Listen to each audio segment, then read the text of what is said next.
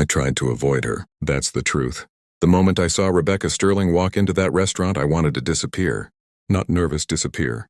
Career-ending disappear. Because the woman walking toward table 8 in a burgundy dress was my CEO, and I was supposed to be meeting a blind date. You ever have a moment where your stomach drops? So fast it feels like gravity shifted.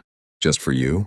That was me. Sitting there with a menu I hadn't read, watching my boss stop at the hostess stand, watching her point toward my table, toward me. I actually stood up like I was about to run. Too late. Her eyes locked on mine. Confusion first, then recognition, then horror. "What are you doing here?" she asked. Same voice she used in meetings when something went wrong. I swallowed. "I'm meeting someone." "Blind date. Table 8. She held up her phone. "Table 8, she said slowly. "Blind date." Silence. Heavy, unreal. "Who are you meeting?" she asked. "Rebecca." Her face drained of color. "I'm meeting Connor." And that's when it hit. Tyler, Lauren. 2 meddlers. 1 disaster. "You've got to be kidding me," we both said at the exact same time. She dropped into the chair like her knees gave out. I sat too, because mine were shaking. A waiter appeared, smiling like this wasn't a professional nightmare. "Drinks?" "Beer," I said quickly. "Biggest one." "Red wine," she added. "Also the biggest." When he left, she looked at me. "You complain about me in meetings, don't you?" "What? No, I just clarify things. You send follow-up emails questioning decisions. They're not passive-aggressive." Her eyebrow lifted, and somehow, I almost smiled. Because for the first time, she wasn't the untouchable CEO behind a podium. She was flustered, human, and sitting across from me on a date neither of us asked for. "We can't do this," she said. "This is a nightmare." I should have agreed. I should have stood up. Instead, I heard myself say, "We're already here." She hesitated. "So we eat," I added. 1 hour. "Then we pretend this never happened." She studied me for a long second. "Fine," she said softly.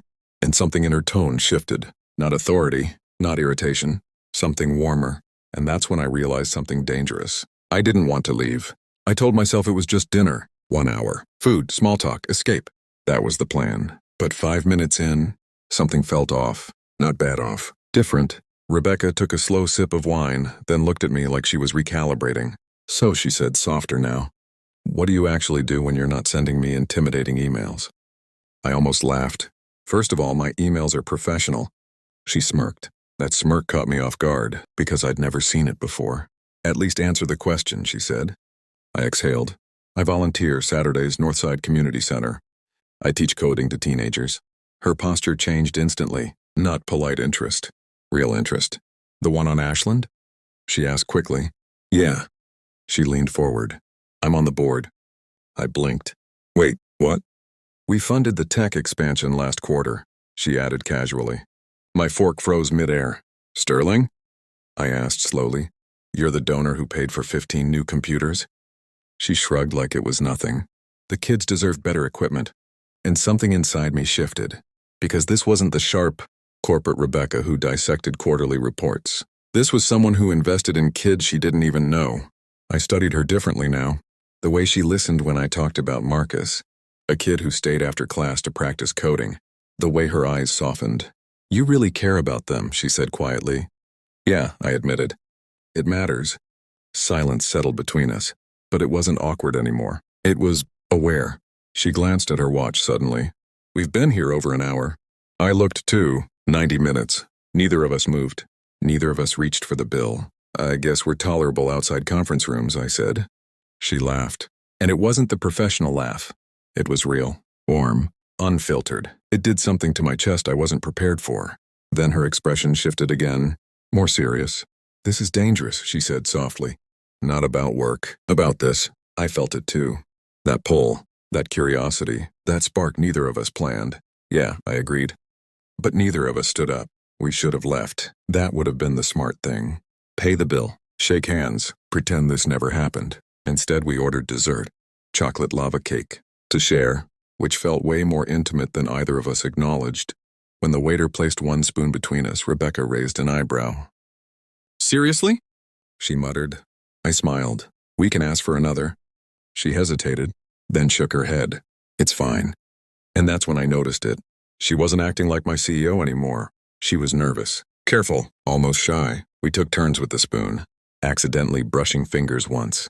Neither of us pulled away immediately. That small touch lingered longer than it should have.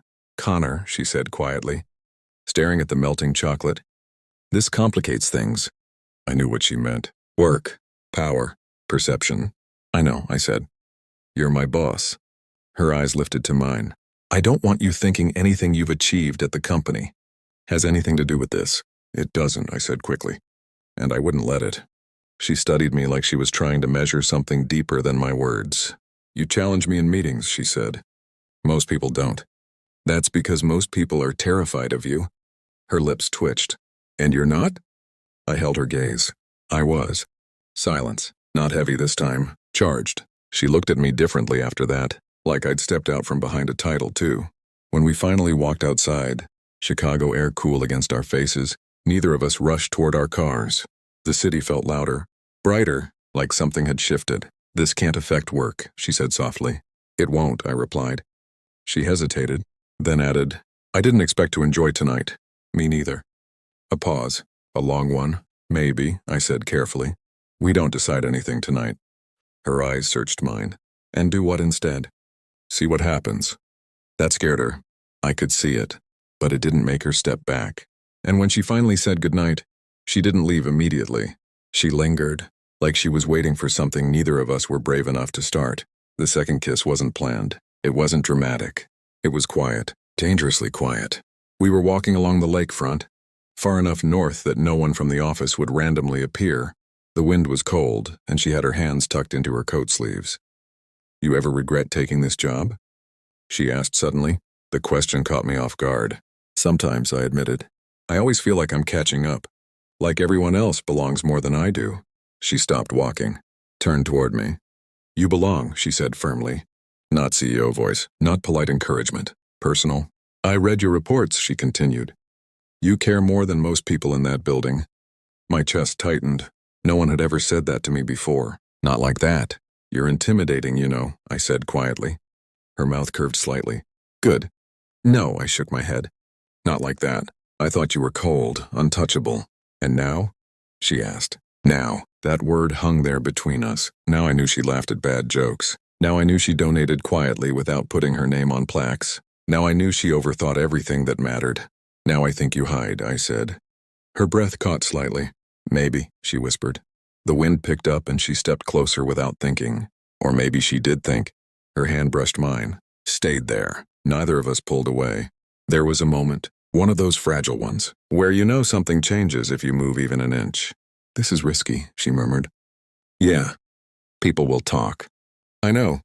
She looked up at me, and there it was again, that spark, not reckless, not rushed, but real. I leaned in slowly enough that she could stop me. She didn't.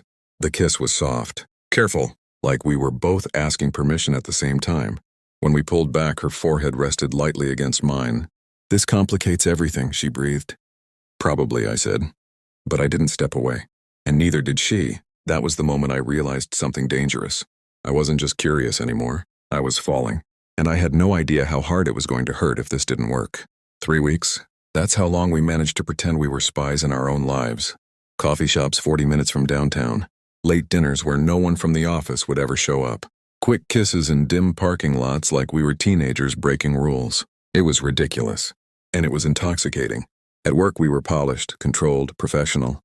Outside of work, she laughed louder, touched my arm when she talked. Looked at me like I wasn't an employee, like I was just Connor. That shift did something to me. It made me braver. Then Sunday happened. I was walking through Millennium Park, hands in my jacket, mind replaying the way she'd smiled the night before. "Connor." I froze. "James." Of course it was James. He jogged up beside me, slightly out of breath, slightly too observant. "Didn't expect to see you here," he said casually. "You meeting someone?" "No," I answered too fast. "Just walking." He nodded, but his eyes drifted past me. "I could have sworn I just saw Rebecca Sterling near the bean," he added. "Weird seeing her outside work, right?" My stomach dropped. Because she was here. We'd texted earlier about maybe meeting for coffee. James looked back at me slowly, putting pieces together. I forced a laugh. "Yeah, small world." He didn't buy it. I could see it. The curiosity, the calculation. When he walked away, I pulled out my phone immediately. "James saw me. Thinks he saw you too." This isn't good. Her reply came seconds later. Meet me, North Gardens. 5 minutes. When I found her sitting on a bench, she looked pale. Did he see us together? She asked quietly. No, separate. She exhaled, but it wasn't relief. This is what I was afraid of, she whispered. 3 weeks and it's already unraveling. I sat beside her, careful distance between us. We can handle gossip, I said. But she shook her head. They won't just gossip. They'll question your promotions. My decisions, everything. Her voice cracked, and suddenly this wasn't fun anymore. It was fragile, and for the first time I saw fear in her eyes. Not for herself, for me. By Thursday it wasn't subtle anymore. Whispers stopped when I walked into rooms. James gave me this look during meetings, half curious, half smug. Kevin from accounting cornered me near the elevators. So, he said carefully, are you dating Rebecca Sterling? My throat tightened. No, I answered. Too fast. Too sharp. He nodded slowly like he didn't believe a word of it. That night Rebecca and I met at our usual coffee shop. She looked exhausted. Dark circles under her eyes. Jaw tight. 3 people asked me this week if I'm seeing someone from the company. She said quietly. My stomach dropped. I didn't tell anyone. I know, she said quickly. But they know. Or they think they know. I reached for her hand across the table. She let me hold it for a second, then gently pulled away. I can't breathe at work anymore, she whispered. Every decision I make feels watched. It's just noise, I said. It'll die down. Her eyes filled slightly. It won't just be noise for you, Connor. They'll say you're getting special treatment. They'll question every success you have. I don't care what they say. But I do, she snapped, then softened immediately. Because your career matters, and I won't be the reason it gets damaged. Silence fell between us. Heavy. Unavoidable. I need space, she finally said. The words felt like something physically breaking inside my chest. Space? I repeated. Time to think. To decide if I can handle this pressure without hurting you. I stared at her. Because this wasn't about gossip. It was about how much she cared, and that somehow hurt more. Okay, I forced out. If that's what you need. She stood slowly. For a second, it looked like she might kiss me goodbye. She didn't. She just whispered, I'm sorry, and walked away. The coffee went cold in front of me, and for the first time since that disastrous blind date, I realized I might lose her. 2 weeks. That's how long silence can stretch when you're counting every hour. At work she was flawless. Professional. Measured. Distant. And now that I knew the difference between her real smile and her corporate one, I felt it every time she walked past me without looking up. It wasn't anger. It was restraint, which somehow hurt worse. I threw myself into work. Stayed late. Checked reports twice. Corrected my team too sharply. Kevin finally said, You've been intense lately. Everything okay? I nodded. It wasn't. Every spreadsheet reminded me of her. Every meeting felt hollow. Then Friday afternoon hit. Corporate sent an email. Subject line, immediate audit required. My stomach dropped as I read it. They were investigating operations spending from the last 6 months. My department. My signature. By Monday, 2 executives were sitting across from me in a conference room going through invoices. Explain this discrepancy, one of them said. I stared at numbers that suddenly didn't make sense. Vendor invoices didn't match purchase orders. Amounts slightly off. But enough to look bad. I approved what was already in the system, I explained. You signed it, the woman replied coldly. You're responsible. Suspension was mentioned. Possible termination. My chest felt tight all afternoon, because if I lost this job, it wouldn't just be embarrassment. It would confirm every insecurity I'd ever had about not belonging. Wednesday at 3:00 p.m. there was a knock on my office door. Rebecca stood there, holding her tablet, eyes focused. Can I come in? She asked quietly. I nodded. She closed the door behind her. I've been reviewing the system logs, she said. There's a payment processing glitch from before you took over. It double processed certain invoices but only recorded them once. She turned the screen toward me. Proof. Clear. Precise. Relief hit me so fast I almost felt dizzy. You did this? I asked. After everything? She met my eyes. I wasn't going to let them blame you for something that wasn't yours. The space between us felt fragile again, but different. Not distance. Care. And I realized something in that moment. She hadn't walked away because she didn't feel anything. She walked away because she felt too much. The audit email hit my inbox at 4:12 p.m. Subject line, immediate review required. My stomach dropped before I even opened it. By Monday morning, 2 executives from corporate were sitting in our conference room flipping through 6 months of operations, reports like they were looking for a crime scene. Discrepancies, one of them said flatly. My name was on the approvals, which meant the blame would be too. I barely slept that week. Every receipt looked suspicious. Every number felt like a trap. By Tuesday afternoon, they were using words like formal warning, even termination. I sat alone in my office staring at spreadsheets that didn't make sense. Then there was a knock. I looked up. Rebecca, tablet in hand, focused, controlled, but not cold. Can I come in? She asked. I nodded. She closed the door behind her. I've been digging through system logs, she said quietly. I think I found something. She pulled up reports. Payment system glitch. August, before I took over. Duplicate processing. Single recording, meaning it looked like mismatched invoices. But it wasn't fraud. It was software. I stared at her. You went through months of logs for this? She didn't look away. I wasn't going to let them blame you for something you didn't do. Something cracked inside me. Because we hadn't spoken outside of meetings in 2 weeks, and she still showed up. Within an hour of her sending the documentation, corporate backed off. By end of day, the audit was dismissed. I found her in the break room making tea, guarded again, professional distance back in place. You saved my job, I said quietly. She shrugged lightly. It was the right thing to do. No, I stepped closer. You didn't have to fight for me. Her composure faltered for just a second. I couldn't just sit there, she admitted. Not when I care about what happens to you. The word care hung between us. Unavoidable. Painful. I missed you, I said before I could stop myself. Her eyes glistened. These 2 weeks were awful, she whispered. Walking away didn't make it easier. It just made me scared of how much this matters. My heart pounded. Then don't walk away. She looked at me like she was standing at the edge of something. Terrified. Hopeful. And if this blows up? She asked softly. I swallowed. Then we face it together. She didn't answer right away, but she didn't leave either, and that felt like the beginning of something all over again. 6 months after that first disaster dinner, I took her back to the same restaurant. Table 8. She looked at me like I'd lost my mind. Are you trying to traumatize us again? She teased as we sat down. Trying to rewrite history, I said, because that's what it felt like, reclaiming the place where everything almost fell apart. Dinner was easy now, effortless. We laughed about how stiff we'd been that first night, how she thought I was passive-aggressive, how I thought she was terrifying. I was terrifying, she admitted. You were, I nodded. In a very expensive blazer. She kicked me under the table, but then she reached for my hand and didn't let go. Halfway through dessert, I felt my pulse start to climb, because this wasn't just nostalgia. This was the moment. I'd planned it for weeks, coordinated with the manager, made sure we had the same table, the same dessert, the same quiet corner. When the chocolate lava cake arrived, there was a small box beside it. She froze. Her eyes slowly lifted to mine. Connor! I stood up. My legs felt unsteady, but I dropped to one knee anyway. The restaurant blurred. All I could see was her. You were the last person I ever expected to fall for, I said honestly. I thought you were out of my league. Untouchable, but you're not. You're kind. You're stubborn. You fight for what's right. You fought for me. Her eyes filled instantly. You make me braver, I continued.